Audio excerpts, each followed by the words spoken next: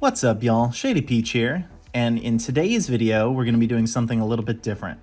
So as you've probably noticed, my face is not in the camera, it's just my hands, because today we're not going to be doing an opening, we're just going to be doing a deck profile.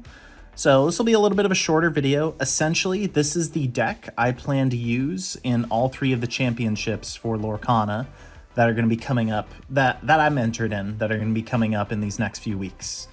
So essentially, it's a Pawpsicle red-blue deck. I've been rocking red-blue pretty much since the beginning. For a minute, I did blue-steel, but once red-blue came back to popularity, I just jumped right back on it just because I love this deck so much. But we'll just kind of have to wait and see what the new set does. So we're just going to go ahead and go over my build. It is going to be a little controversial. No two red-blue decks are exactly the same. I've seen a lot of different flavors, but I've also seen that I'm doing some things that not really anyone else is doing that is big and successful. So take with it a grain of salt, but I've been doing really well in Pixelborn. I've been roughly getting around 70% of a win rate, somewhere within that ballpark. Sometimes I dip down to like 65%, but I'd say a healthy amount is around like 68 to 70%, somewhere within that ballpark. And then in tournaments, I usually do pretty well, but I do run into a rough time whenever I fight green, either green-purple or green-steel. Both of them are annoying in their own way. Typically, green-purple is a little bit more aggro-y, and green-steel just will not let me keep a hand for the life of me. So regardless, this deck is really, really good against steel. It's really good against steel song, blue steel especially. I love fighting blue steel. It's like my favorite meal, just because Be Prepared is a card and it's just really powerful, and I can kind of keep up in terms of pace when it comes to drawing. I do have a little bit of a problem with a Whole New World just because I can deck out, but overall this deck has served me well. So we're just gonna go ahead and go over my choices. So first off, this part shouldn't be a surprise. We've got 4 Pawpsicles. I'm gonna go ahead and just zoom in a little bit. Don't really need much explanation here. Simple, first turn, 1 drop, 1 mana, or 1 ink. After that, we've got 2 Shield of Virtues. I've seen some people not use this at all. Some people just use 1. I love the effect, but the reason I run 2 is just in case I don't get that Pawpsicle. It's a nice little cheap item for Flaversham to pop to be able to draw and keep up with my opponent. And its effect is amazing. It's really good at like surprising my opponent and killing locations by just, you know, exerting and then bringing back a character into ready position. So we've got our Shield of Virtues as a 2. After that, we've got 4 Develop Your Brains. Again, pretty straightforward, and most everybody is doing that. Just a way to mill through my deck and be able to find what I need a little bit faster. After that, the only cheap minion I have would be Queen of Hearts. I got 4 of. Just a nice way to deal with my opponent's Rafikis. It can kill Flynn Riders and Cursed Merfolk, but, you know, do that at your own risk. Also, this guy can sing 1 jump ahead. Sometimes I'll just summon it, and then I'll play Fishbone and sing 1 jump ahead all in a single turn. It's pretty good also at killing locations, combined with Maui and Maui's Fishhook. So these guys can be like little bullets that you just throw at your opponent. So really good. After that, we already kind of talked about it. We have 3 1 jump aheads. I like 3. I feel like 3 is the perfect number. I don't like running 2 just because I'll never see it. And then if I run 4, I only see it all the time when I'm trying to top deck against my opponent. So this is like the worst card to draw late game, but early game you want to see this card so badly if you don't get your Fishbone Quill. It's like an alternate way to ramp if you don't have your Fishbone. And like I said, Queen of Hearts can sing it. So after that, we do have a tech card. We have 1 Maui's Fishhook. I've seen some people use 2. I've seen some people use none. I feel like 1 is the perfect amount. You don't really need this to win games, but it is just a nice piece of tech that you can surprise your opponent with. Like I said, you can power up your Queens of Heart and slam them into somebody that's stronger than you, or you can kind of finish off locations with this thing, or you can protect your characters with Evasive. And then, of course, we will get to it, but we are running 4 Mauis, so this card pairs amazingly with Maui himself. So just a little tech of one of that we have. After that, next 3 cost cards. This shouldn't be a surprise to anyone. This is probably the best card that blue owns, Fishbone Quill. Yeah, I think that's pretty straightforward. This is our ramp. If we draw this at the beginning of the game, we're in a pretty good spot. If we don't, and we don't have 1 jump ahead, we're in a rough time for sure. After that, we've got 2 Judy Hopps. I have a love-hate relationship with this card. This card can be kind of a pain in the butt if I top deck it. But it's got 2 lore, it's got pretty solid stats, and right now it is very necessary to blow up my opponent's opposing Lucky Dimes, opposing Fishbones. I don't like giving my opponent draw, but sometimes when you don't see Flaversham, I can also do it to myself to blow up my own Pawpsicle, to draw if I'm desperate. So I do like the utility of it, and like I said, it's got pretty good stats. Anything with 2 lore makes me happy usually. So got 2 of those. Some people use 1, some people use 3. I think 2 is plenty. After that, we've got 4 Flaversham. Don't really need to explain that guy too much. Blows up your items. He is the main engine for your deck. And a replacement for Flaversham, just in case we don't see him, is 4 Grammatalis. This is basically a body, develop your brain. This is body for develop your brain. And her, like, one thing I've underestimated about her is her stats are actually pretty amazing. That 3/3, she's thick. She can kill things and take a few hits and keep going. I don't like that she only has 1 lore, but that's okay. She's inkable. She's got everything that you would want. So she's pretty solid, again, at thinning through the deck.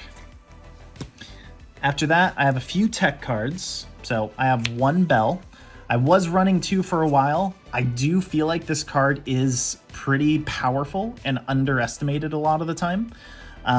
Oftentimes, I would use this with my Lucky Dime instead of using the Tamatoa, just because it's a lot cheaper to play her with your Lucky Dime as opposed to spending all of your ink on most likely just playing the Tamatoa. So having her out there also puts a bit of a target on her, so it scares the crud out of your opponent. Or if you just played your Tamatoa and your opponent blows up Tamatoa after using all their utility, you can just play a Bell and, you know, do your thing that way. So she's a nice card to keep hanging on to towards the end of the game. But if you get her early, it kind of sucks, but at the end of the day, you can always ink her. So, and then this is a card that not many people I've noticed use, but I've used it and it's worked out amazingly for me. We have 1 Dinner Bell. This card is particularly really good against Ruby Amethyst. I've had it before where my Maui will smack into like a snake or something that they have, or something that's really powerful, like a goat. Not powerful, but just strong. And then I just use Dinner Bell to heal the Maui and draw 4 cards. This card surprises the heck out of people. A lot of people I'll notice on Pixelborn, whenever I play it, they hover over it and they're like, wait, what's that? This card is an alternate draw condition that you can do, and it's also an item that Flaversham can blow up if this conditions never apply. If someone decides to Zeus your Tamatoa, you can do this to your Tamatoa and draw 4 to 5 cards. It is an underestimated card. The only thing that sucks about it is uninkable, but at the end of the day, you do still have your Fishbone. I highly recommend it. This card is won games for me that I should not have won. So it will surprise your opponent for sure. Another thing that I've been using pretty much since the beginning of time that I'm now starting to see play of is Let It Go. Not everyone uses it, of course. It's really cool because Maui can sing it, so can Tremaine and your other high cost characters, but oftentimes it's just really cool to use it on something that needs to have itself banished in order for its effect to go off. So something like Baloo or Mufasa, you can just use this on and they don't get their effects. So if you're in a tight spot, it's a nice out. I only do run 2. Like I said, I really like singing it because it does let you, do your thing and use the ink that you would have afterwards to play the rest of your move. So it's just a really nice destruction card. I like it more than Dragonfire. It does suck giving your opponent an ink, but it's also inkable at the end of the day. So, and then arguably, I would say one of the best cards in the game, we have Maui. This is our location killer. This is our big, strong man that don't need no woman. So anyway, he pairs really well, of course, with the fishhook. What do I need to really say about Maui? Maui is pretty much used by anybody that has red in their deck as a 4-of. He is our big hitter. After that, we have 3 Tremaine. And here's my other controversial thing about my deck. I don't run Medusa. I don't like Medusa. The reason why is because Medusa has very limiting killing abilities. Tremaine can technically kill any card in the game, even ones with ward. She has 2 ink. Yes, she has 1 less attack. And yes, you don't get to pick your target, but she gets around ward. She can kill things that have more than 3 attack, and she has an extra ink. I've loved Tremaine since the beginning of time. Not crazy about Medusa. I've tried using Medusa, and it seems like every time I draw a Medusa, like when we're top decking, it's something that I just can't kill, like a Tamatoa or a Maleficent Dragon, and I'm like, okay, well, this is useless. But if I drew a Tremaine, I would have something out that could lure for even more the next turn. So I just think Tremaine overall is an amazing, like a superior card. Also, it gets around ward. I think I already mentioned that, but this card needs to be used by all Ruby Sapphire players. I understand the argument for Medusa, but it's just not for me. I have enough destruction in this deck already. Another controversial choice. I only have 2 Gastons in my deck. This guy is amazing. So here's the thing you're going to notice about my deck. I only have 16 uninkables. The reason why is because this deck's biggest problem is its consistency, and also just making sure you have a solid start to the game. So I know that yes, you can ink away your uninkables with Fishbone Quill, but oftentimes I need to be able to ink what's in my hand in order to play the Fishbone Quill. So having like 3 or 4 Gastons, I feel like just clogs the deck a little too much. It does use up a majority of my turn just to play this guy. I do love him. He's great. He works really well with Dime, and he basically works just like Grandma Tala or Develop Your Brain. So I would never cut him completely, but I feel like a world with 2 or 3 of Gaston is the one I need to live in.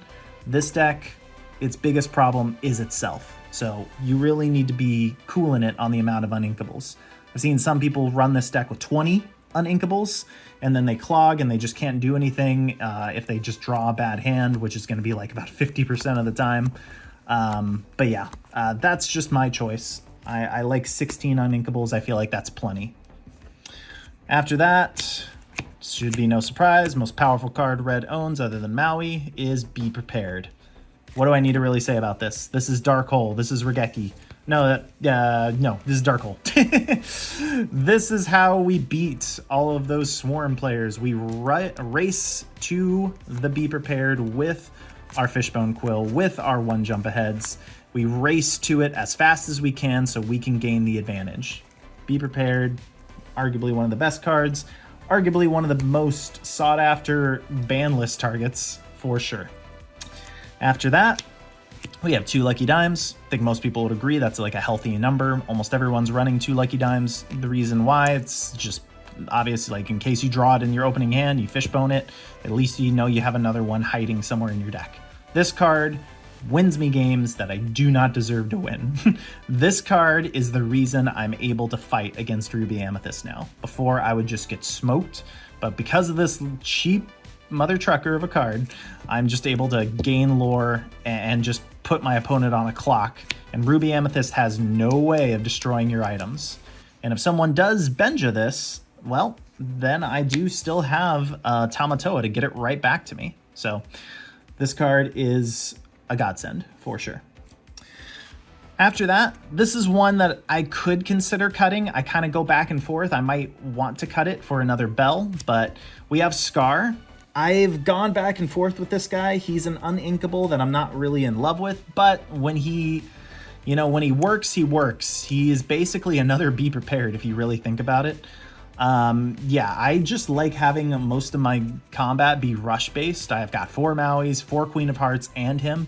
He's another location killer. He can help you deal with Swarm. Most of the time he'll probably die, making his mission complete. But he, as a one-of, he's not really clogging the deck too much when I only have 16 uninkables. So I do feel like he is worthy of being in the deck.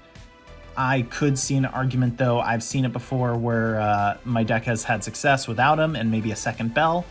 That would be more like a Lucky Dime focused strategy, but I like to have like a nice mid-rangey kind of solid deck all around instead of just relying on Lucky Dime to win a game. So this guy, like I said, is basically another Be Prepared. Really, really good. And I love that he also has 2 lore. That's key right there as well. After that, these parts should be pretty straightforward. 4 Tamatoas, 4 Maleficents. Once upon a time, I actually was using 3 Tamatoas, and it worked out fine. Like, I never was like, oh no, I'm out of Tamatoas, we're in a Tamatoa race with my opponent. No, like 3 is also fine, but I've learned to deal with 4, just because since he's inkable, it's totally fine. Most of the time, I'll draw these guys at the beginning of the game, so I'll usually like ink, let's just pretend I like ink 2 of each of them. Having this many left in your deck afterwards, still totally fine. That's just a scenario. Sometimes I'll like have a starting hand that'll just like, I'll mull everything away, and then of course I'll get like 1 of each of these and like, well, I know what I'm inking right away. So having 4 Tamatoa and 4 Maleficent, you know, they do their job. This is basically your destruction that you just rain on every turn. You're like, okay, you summon something, I blow it up. You summon something, I blow it up. Okay, these are dead. No, I'm gonna go ahead and do it again, and now I'm gonna get some items. So they're pretty straightforward. But yeah, that is the deck in its entirety. Again, I've kind of gone back and forth with like different strategies and different ideas. I don't know if I'll be changing it anymore before the championship. This seems to be working out pretty well. Like I said, maybe just add another bell. I'm not entirely sure though if I want to do that. I think I'm just going to go ahead and stick with this for now. But yeah, thank you guys so much for watching. Hopefully you guys enjoyed that. That's just where I'm at as of season 3 for Ruby Sapphire. So hopefully we're able to top with this thing in at least one of the 3 championships. And yeah, I will see you guys soon. You have a great rest of your day.